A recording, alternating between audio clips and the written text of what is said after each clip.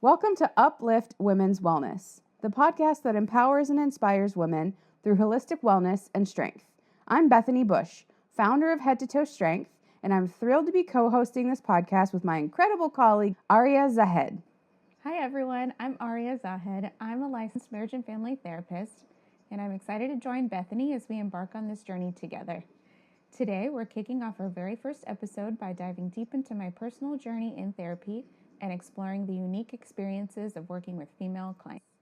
We'll also discuss the most fulfilling aspects of Aria's career, how these experiences have shaped her own growth, and her insights on the importance of mental health. Plus, Aria will share valuable advice for those who might be hesitant about seeking therapy. Okay, so let's all grab a drink and get comfortable, and we can get started. Aria had this genius idea of starting a podcast. Why did you have that idea? So in the training sessions with us, you as my trainer, we got really close. Like, we ended up bonding over a lot of things that I felt like I couldn't really share with other people. You understood me on, deeper levels, I guess, just for lack of a better word. But I had very specific things that other people didn't understand that you did. And I felt like our conversations, well, they were intriguing and they were thought-provoking, and I felt mentally challenged, like in really, really good ways. And I wanted to because I've met the same type of people in my life that you have met in your life in different humans. Yeah, which I'm sure we will touch on at some point. Oh, I'm sure we'll get into that at some point. Yes. But I felt like it was, like, personally, it was very validating. But I also felt like we could help people by sharing our thoughts and feelings and having these discussions kind of like out loud for other people to hear, and not just between us at a gym. Where no one can hear it, and I think we're brilliant. Yeah. And we talk about, I feel like, because I don't just count your reps for you, and I refuse to, because that's not my responsibility, I have to look at everything else that's going on in your body. Yeah. That I feel like it gives us the opportunity, plus you love to be distracted and don't want to feel the pain. Yep. So you like to talk. Yes. That may not be everybody's vibe. That's totally cool.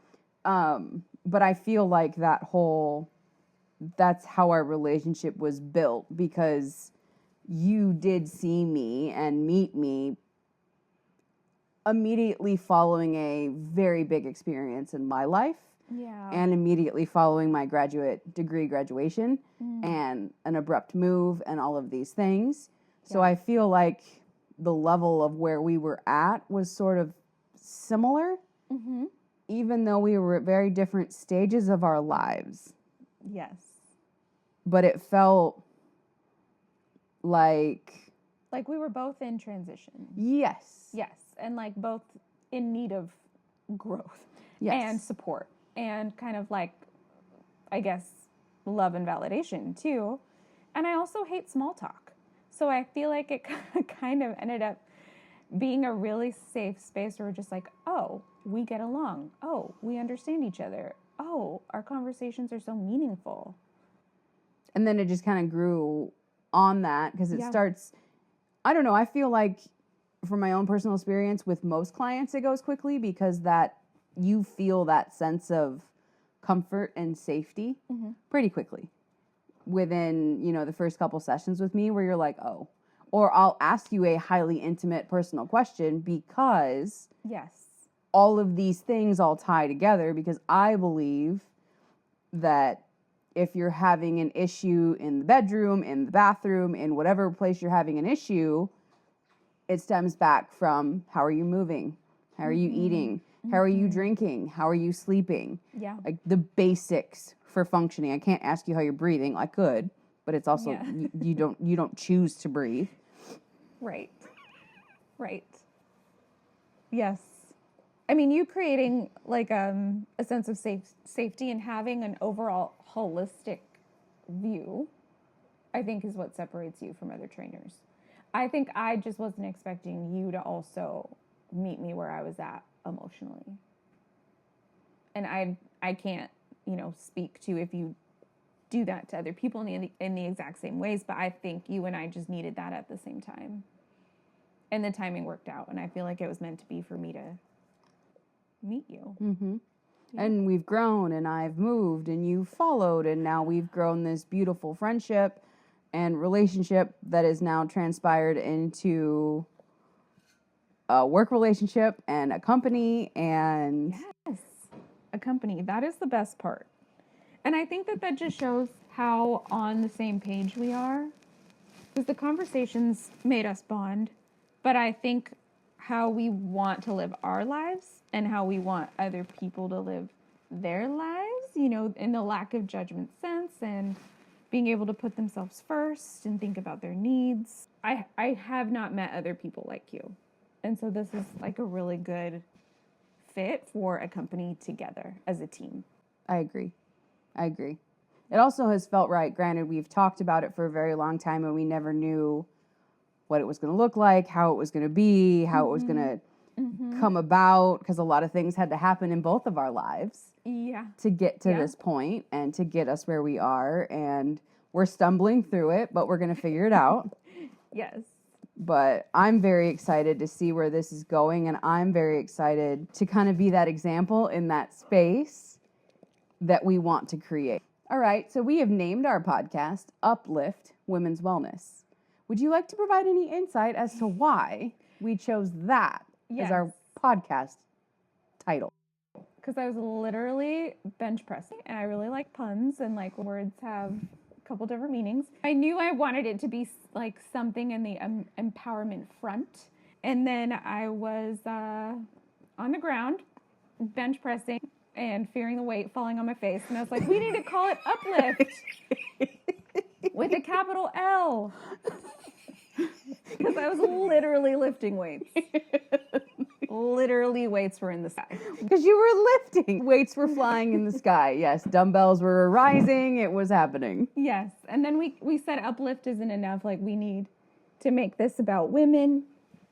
And we need to make this about wellness. And I think we just kind of teamed up for the second half. And now, let's dive in to our interview with Auria Zahed. All right, Auria, what sparked your interest in therapy? That's actually a really good question because I feel like my answer is probably no one else's answer. I had a friend in middle school who literally told me one day I should be a marriage and family therapist. And I kind of ran with it. But it wasn't because she suggested that. It was because she knew me so well that she could already tell that that was kind of my calling.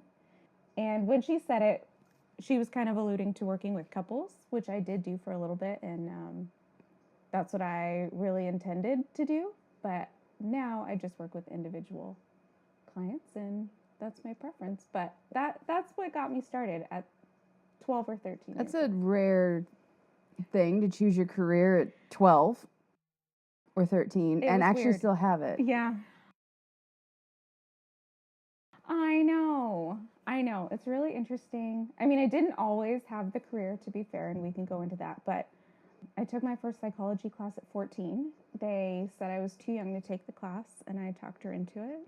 And then once I took that psychology class, I was ready to go. Yeah, so I picked my college major. I picked my career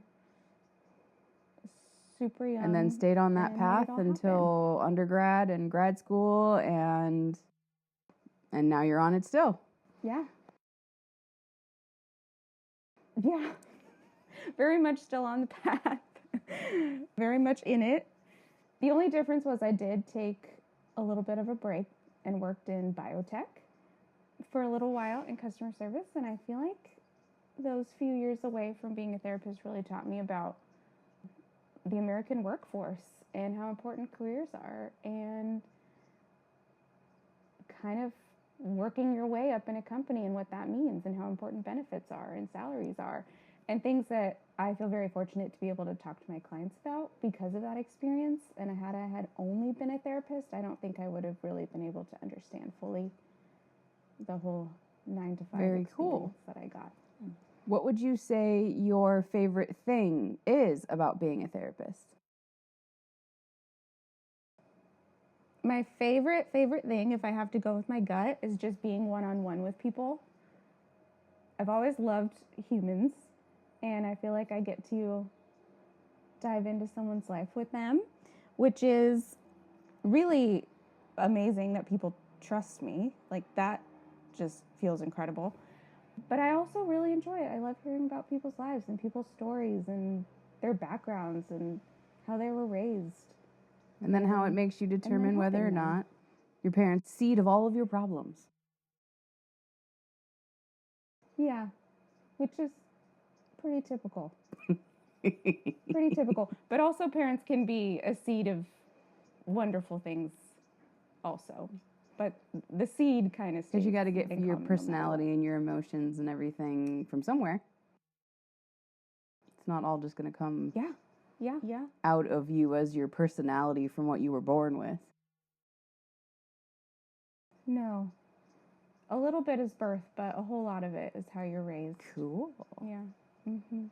What have you found more unique or special when working with female clients specifically? Yeah. I mean, I'm happy to work with anybody, but something with females that I really like is just how verbal females are. There's really good conversationalists in general. It's a very societal thing for women to be like just open with talking about feelings, very comfortable and connected to their feelings. And so our sessions kind of move a little faster because women are ready to go, I guess, when it comes to just feelings and like telling me what's wrong and what's really going on. But something that is also unique that I work really hard with is my female clients kind of get stuck with like what's societal messaging and what's actually their wants and needs. And so I like to be able to break that down. There's so many things that are embedded in our society and just culturally for women, and I'd like to separate what is like societal quote unquote femininity and what is your actual humanness. I want to work with the human, not and how would you say that they move faster? Like, what does that mean? They like you can break like. Yeah, I mean, I guess there isn't really anything like tricky about it necessarily. It's just my female clients are ready to dive deeper and like look internally versus my male clients. It's not that my male clients can't. It's just we're probably 30 minutes into the session before we get working. And the women are kind of just 2 sentences in. Like, how's the weather? Fine. Okay. Here's what's going on. And I really like that because that is the point of therapy. And I just appreciate it because I think that's how I am too. Do you have to break the ice every single session, or is it like meeting an old friend? I think that's the best part of therapy is it's meeting an old friend. If it's a good fit. Yes. If you're not feeling like that, that's probably a sign. So if your therapist feels like you kind of have to like force it through. Mm-hmm. I would always give it a couple months. It takes a couple months to get comfortable. But if the sessions feel forced, then yeah, it might just not be a good like personality fit between like patient and provider. So is that common? You know, I actually don't know. I have heard kind of like overall some horror stories of just like really bad matches. But I don't think it's common enough for everyone to experience that. I would just say, like, do your research. If you're excited about a therapist, if you read their profile and you get excited, it's already kind of likely there's some good fit, good match vibes happening, and to give that a try. And then again, it's going to take a while to feel comfortable, especially if you come from a background where talking about feelings doesn't come that naturally to you. It will take a second to have that friend, that old friend feeling. What would you say are the qualities in a client that make you know, yep, she's a good fit for me. I'm going to be her therapist and we're going to go happily down the road? Yeah, that's a good question. It's hard. It's like kind of hard to answer because everybody is so, so different. But I feel like when a client comes in and they just tell me what their goals are, then I feel comfortable. If someone comes in and they're just like, I'm unhappy, or I just feel really tired all the time, like, okay, we'll figure it out together. But I get excited when someone's like able to say what they want to work on, or at least what they'd like accomplished by the end of therapy. Again, I'm always willing to like work with people to get there, but I personally get excited when someone says, I came to therapy for this, that, and this other reason. And honestly, people have told me what their reasons are, and I will tell them that we're not a good fit, depending. And I will make suggestions on who would be a better fit. As you've spent years now as a practicing therapist, what would you say your style, your personality, your therapist approach has changed with the more women you have worked with throughout the years?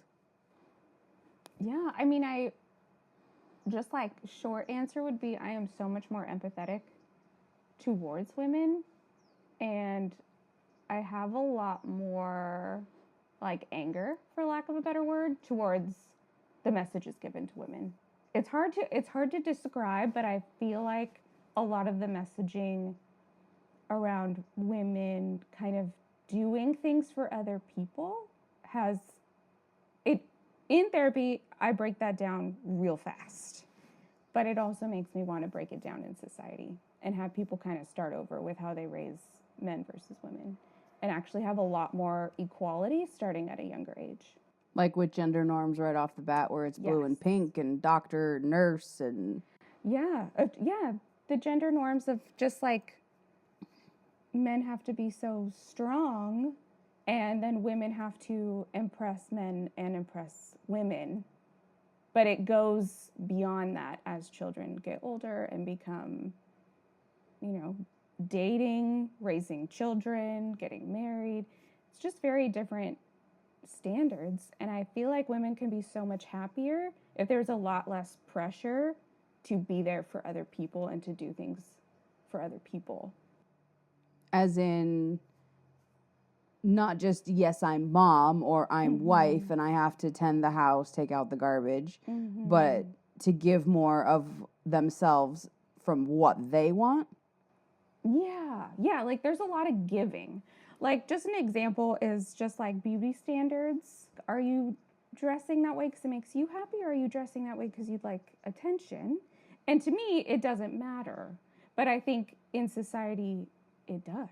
Like there's a lot more just visual information about women that men don't have to worry about. And like we don't have space. Like our boxes are very small. Yeah. We don't have the space. Yes, exactly. That's actually a perfect way to put it, is there's just more boxes for women and in all aspects. Like even people talk about the chores debate, and like women take care of kind of all the feminine, quote unquote, chores of the house, like cooking and cleaning and childcare. And what do men do? Because it's no longer men working and women at home. So it's not like society's not changing fast enough for women as it is for men. And women play a role in that too, which is why the messaging needs down for everybody. What do you mean women play a role in that? Because I don't feel like women are as aware while it's happening to them. Like if a mom is raising a child, she's going to be very self-sacrificing, which is amazing. You should have some of that. But then they don't ask their husband to also be self-sacrificing. They just kind of accept if he's doing whatever he's doing. Golfing on whatever day, and never, I'm going to watch my kids. Yeah, sure. Yeah. I mean, there's a lot, every family's different. But I think like women probably don't notice to the extent that they're working a lot harder and sacrificing more. And again, like you were saying, it's sacrifice of themselves. Like women complain about being really tired or being like feeling exhausted. Well, it's because you're not giving to you and you're giving to other people, and we're kind of raised to be like that. In a traditional, very old school man, Yes. wife household. Yes, except now women are also working full time. So we're trying to stay in the 50s, but we're also going to work and also being Susie homemaker at the same time. Yeah, yeah. But that's a very umbrella example. I think it ends up being internalized. And that's more the problem. Do you think it's passed down from our mothers and grandmothers, and is it generational? I actually, I do feel it's generational from raising children at young ages into their gender role. But I also think just it's honestly, I feel like men are kind of running the show still. There's men in really high powered positions and they could be contributing to the change and they're not. True. Yeah. How can the mental health of the woman or head of household or your partner affect and trickle through everything if she continues to burn the candle at both ends and just burn herself into nothing? Yeah. I mean, I feel like women are at least seeing, okay, this is the candle burning at both ends. It's just hopefully asking for help. That could be the difference between someone falling into some kind of mental health trap versus being able to get themselves out of it and start choosing themselves again and not feeling guilty about choosing themselves. And what typically, from your experience, has been the catalyst that will get her into a therapist of some kind or comes to see you? Yeah, I mean, that's part of the problem is it's kind of, if someone's exhausted in the ways we're talking about, they come to me kind of last minute. They come to me when they're like, oh my gosh, I can't take it anymore. And I would love for people to notice faster. Do you have any easy signs or kind of quick tips? Yeah. Well, I would say if you're starting to feel resentment or you're starting to feel like I can't handle this, don't push through those things and say, yes, I can rise above. Yes, you probably can, but it's to your detriment. In general, life, job, family, anything. All of the above. Anything. There's nothing wrong with asking for help. And that's, again, the pressure that's put on women to just, kind of take care of everything for everybody. And, women can, but just because you can, that doesn't mean you should. There's ways to balance it so you're taken care of, too. Agreed. And that's why I wanted to create Head to Toe Strength. Yeah. And as the years have gone by and it's become more of a desire of mine to create that safe space for all women. Is that what made you want to kind of, granted, we've been friends for quite a few years. Yeah. And you know how I think and what I believe. So is that what made you want to hop on the train and just kind of see how it goes? Yes. Because I feel like the safe space aspect of Head to Toe Strength is what really drew me to it. Yes, it's women focused for sure, which is so important. But there's the overarching of we are going to battle societal norms. And we are going to teach you how to put yourself first and to kind of ignore outside voices. And that's what matters to me. That's kind of just how I feel all the time. And so I feel like it's a really good fit. Do you want to share, because you have been a client, do you want to share any of your own personal experiences coming into this and why it even inspired you to also come into it as a therapist to create even a more holistic approach? So I started seeing you, Bethany, in 2019 as your client.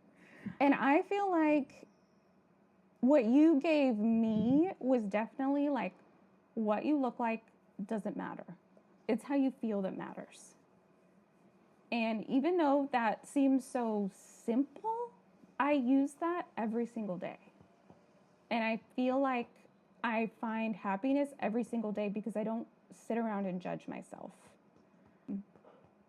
And I don't think there's any way to successfully go through life with all the judgment every day. Again, it's a very female thing, I feel like. But you help me to like break that down and say, are you feeling good? That's all that matters. And being able to just work on what you want to work on and not make everything about beauty. Because that's not really what we're here for, right? That's absolutely not why we were put on this earth, is to just be beautiful creatures that people oogle at. That's not, no.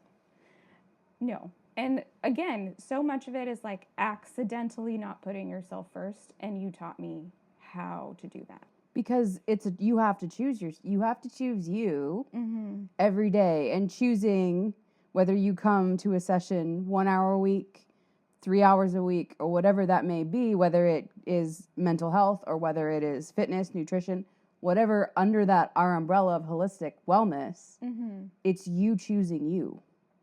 Yes, exactly. Because my favorite thing to say is you can't fill someone else's cup if yours is empty. Yeah, definitely. Yeah, and that's I think part of it is the accidental always pouring and never filling. Exactly. Yeah. Which we're also, I think, taught. Yeah. In my opinion. Yeah, there's a lot of that. Yeah. But it's been nice because I also feel like when you go to, I don't know, physical therapy or personal trainer or something, there is a lot of focus on looks. The aesthetics. The aesthetics. Yes. Yes. And there's nothing like, wrong with that, but I don't think it adds to the overall health of a person. No, because it can be the detriment to a person. Yes. Well, you would know from very like physical aspect and mental aspect. It's really dangerous territory. But I feel like even though we do work on muscles, I just feel like internally, like my spirit is happier. So what would you say it has done to your mental health? I mean, just working with you, I feel like a whole person. I don't feel like just my body or just how I look in clothes or like how I look in photos or superficial things like that. I feel like very internally satisfied with who I am because there's a lack of judgment that's gone. A sense of acceptance where it's like no one's opinion matters but mine. Mm-hmm. And how long does it typically take someone when you're in session with them to start to roll back that gate of like, no, I have to be this, I have to be that, I have to be this?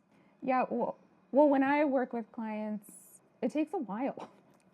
It really takes a while. Kind of like every session I have to put a little reminder. But I think that that's normal. And it's one of those things where they are amazing moms and they are amazing partners. So I don't want to take that from them. I just have to do the reminder of like, what about you? Or what else do you need? And obviously like no judgments. Do you notice a difference between your single females, your females in committed relationships, your females who are not in monogamous relationships? Like, is there any different between, because we all go through those phases in our lives, right? Yeah. I mean, it's hard. That's a hard question, Bethany, because everyone is so different. I couldn't even group them anyway. But what I do notice, and this could also be because women are very verbal, is just the judgment piece. Like women are very hard on themselves. And that I think is across the board. It's a little bit harder to be self-accepting and self-loving. I am figuring out why that is, actually. Like, as I say this to you, I'm like, what happened? But that is where I come in with every single session of like, okay, let's think about you. Let's think about what you're doing correctly. Let's think about how amazing you are and how you do contribute. For some reason, the thoughts just go to everything that they do wrong. And does that stem from society? Does that stem from the home? From your experience? All of it. Everywhere. All of it and everywhere. I feel like if we go back to childhood, because again, everyone's so different. Everyone's parents are so different, or caregivers, or however they were raised. I think a lot of it is gender norm. I mean, we come from, well, I mean, at least I did, came from a heterosexual male-female relationship, and that dynamic was very, mom stays at home, mom takes care of the kids, dad does this, dad does that. I was shown that for myself from the beginning. Right. Yeah. And that's funny that you say that, because I had the opposite. My mom was like the stereotypical dad, and my dad was the stereotypical mom, kind of. But I actually think it's a little bit more complicated than that, because I feel like they team up to raise females and they team up to raise males. And so it's partly the modeling, and then it's partly how they treat you. Do you feel like you were treated different than your brother? Oh, yeah. Yeah, okay. Okay. Yeah. So that's kind of like part of it is in the home. But also, if you just think about culturally, if we were to look at media, especially when we were being raised, men were the writers. Men were the ones casting. Yeah, we didn't have the Mindy Kalings and the Reese Witherspoons and the Little No. Miss Sunshine and No. all those companies back then. Which, Right. quoting Reese Witherspoon at, I think, a Glamour thing she gave, where it's like, yeah, every script, I get to that one point, and the girl looks to the boy and goes, hey, what are we going to do now? Yeah. And she flat out said, like, no woman would do that. Exactly. Exactly. So there was a lot more of that going on, where we didn't really have models of a woman who also had some pretty amazing masculine traits. It was extreme femininity. And again, to kind of like, also when we were being raised, a lot of it was like very beautiful women, very model looking women, men who were kind of, or women who were there for the male gaze aspect of the audience, but also in the movie or the show or whatever. And so that wasn't helpful on top of how our parents raised us. And that's why I think things are just so embedded. Is we kind of don't, like right now, I don't know if we have a reference for something different. Right. Different enough. Right. I mean, there is the attempt, but it's like climbing Everest during a snowstorm while in the middle of a avalanche. Right. Right. Yes. With our age, yes. I think there's an opportunity now for little girls and boys. And I don't know, like, I am actually stumped at how everything I'm talking about also leads to women judging themselves. Like, I kind of get it overarchingly, but how do I initiate the change? Because I can't wrap my head around it right now. I mean, I know that I judge myself, and all of my clients know how much I judge myself personally, and I'm in this space. Yeah. But because we are not traditional, I'm not a traditional fitness body. I'm not a bodybuilding, perfect performing, whatever you would expect. Yeah. But because I'm a real person, I feel like it opens up the opportunity for so many women to be like, oh my gosh, I can breathe.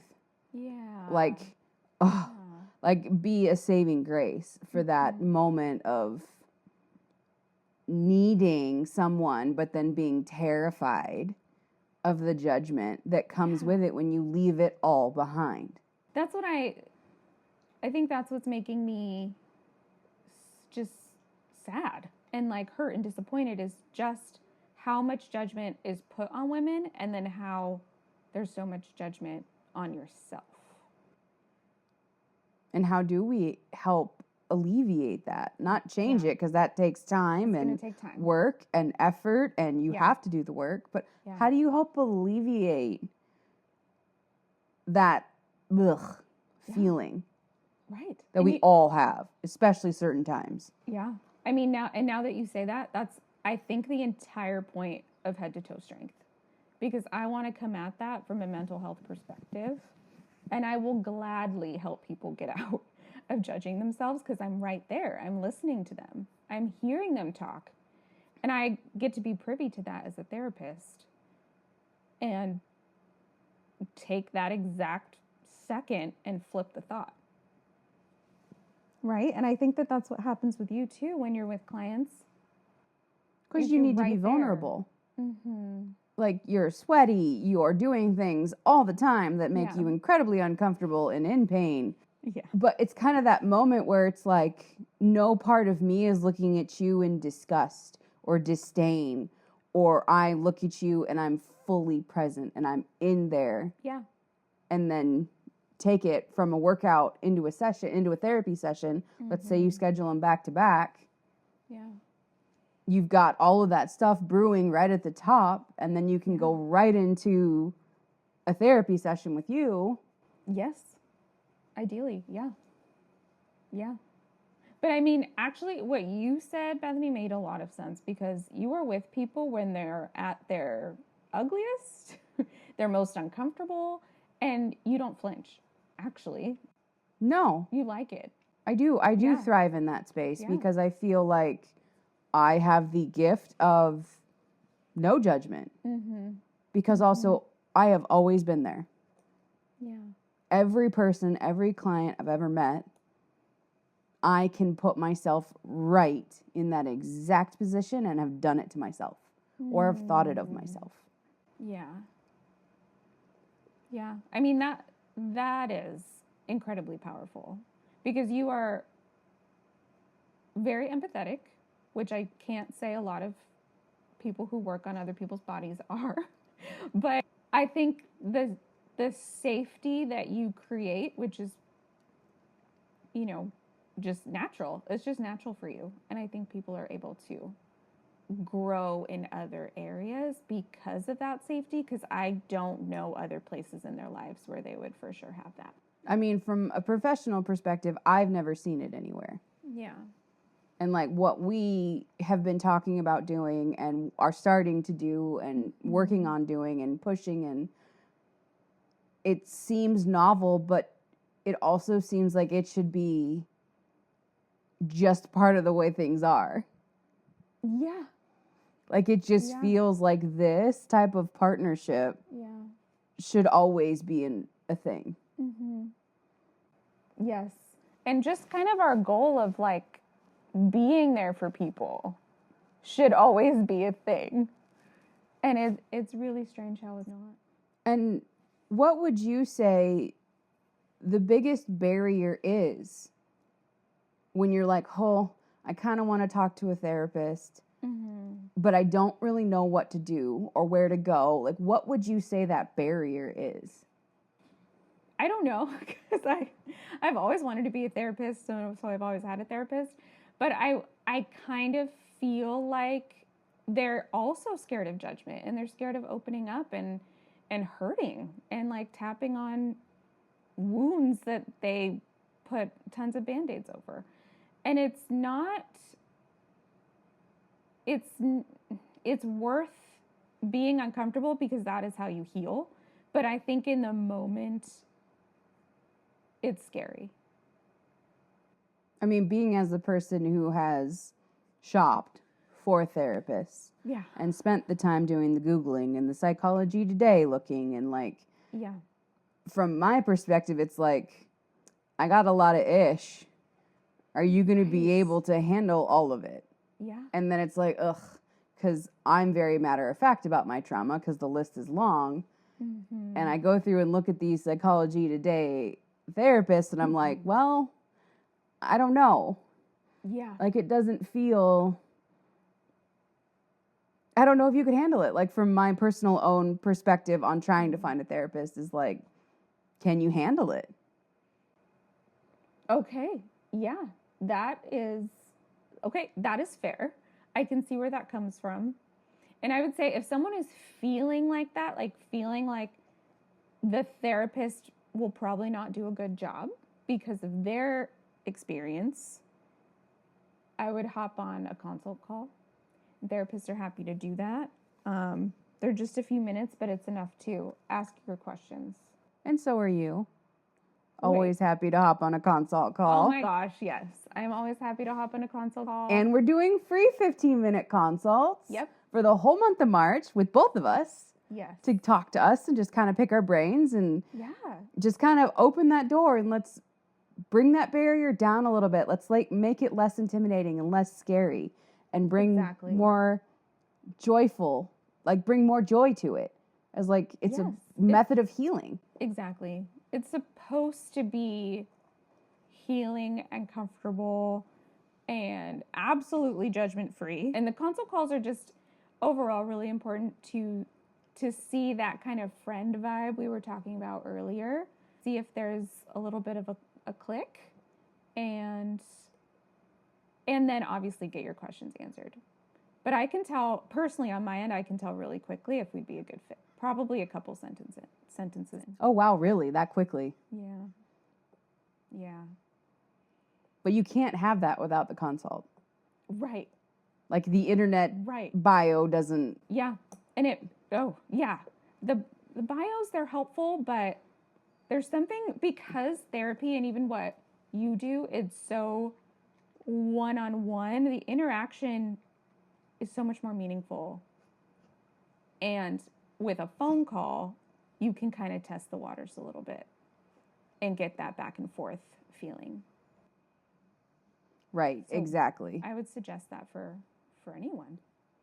Anybody who wants to try therapy of any way, shape, or form, reach out to whoever they're looking for, whether it be you, whether it be me, whether it be a client or a therapist you found on Psychology Today or Google, or just see if they'll do a consult.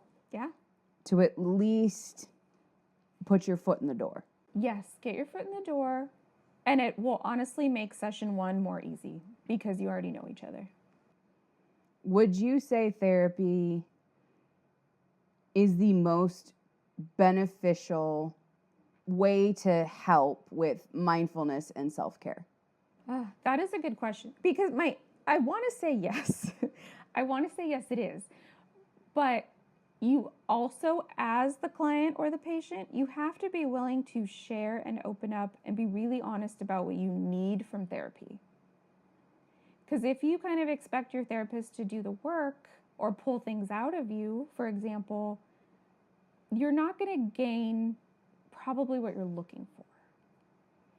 So I would say if you have things to talk about, if you have things that you want to work on that have to do with mental health, and like kind of know your goals, they don't have to be, super specific, but kind of know like, I feel this way now, I want to feel differently in this, that, and the other way, then therapy is right for you. Would you say, do you have any like generalized, like I'm feeling stressed with my work environment, or I'm noticing that when I'm on my way to work, I feel like I'm starting to get like stressed out, or my blood pressure feels like it's rising. Yeah. Would you say that that is something that I could reach out to a therapist to talk to, or reach out to you to talk about? Yeah, definitely. Definitely. I feel like if someone's just noticing shifts in how they feel about things, that's already a good place to start. Gotcha. Yeah, because that means something's going on. Because sometimes the verbalizing of that is the hardest, is the most difficult part. It would be hard to verbalize, absolutely.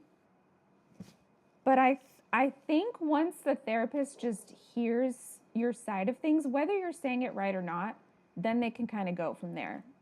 And you can team up and figure it out together. Because there really is no right or wrong way, because with your education and your licensing and your practice, you're going to know how to guide that conversation. Yes. That is in their best interest. Yeah. You'll have kind of questions ready to go to figure it out. And something that's really important with therapists, especially in the state of California, is we are taught if you don't know something, look it up, figure it out, help your clients with what they come in for. Because there's a lot, again, everyone's really different. So there's a lot of different experiences that maybe a therapist hasn't seen before. So we're kind of trained to know what to ask. And then if we're not sure what to do, we consult with other therapists, or we find research papers, or, find articles and books.